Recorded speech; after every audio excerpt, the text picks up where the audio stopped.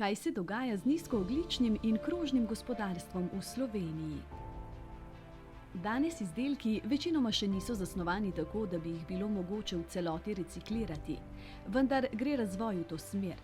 Le s pravilno izbiro in z izogibanjem kupovanja cenenih izdelkov ohranjamo neobnovljive naravne vire.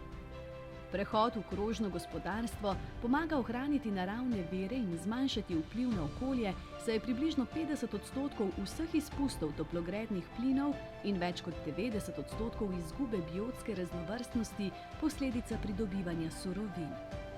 Sistemsko preoblikovanje gospodarstva zahteva usklajenost vseh javnih politik in spodbud, kar se v Sloveniji že dogaja.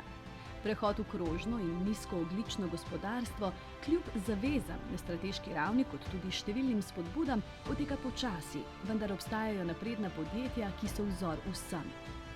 Poslovni modeli, ki spodbujajo zmanjševanje porabe naravnih virov in energije, oblikovanje izdelkov z daljšo življenjsko dobo, možnostjo popravila in recikliranja, izposojo in skupno rabo, trajnostne stavbe, krajše prehranske verige in podobno, so ključnega pomena za prehod v krožno gospodarstvo.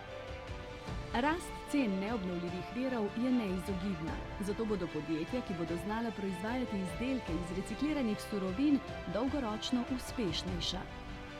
Glavni cilj krožnega gospodarstva je povečati dobrobit ljudi in hkrati ohraniti naravno okolje.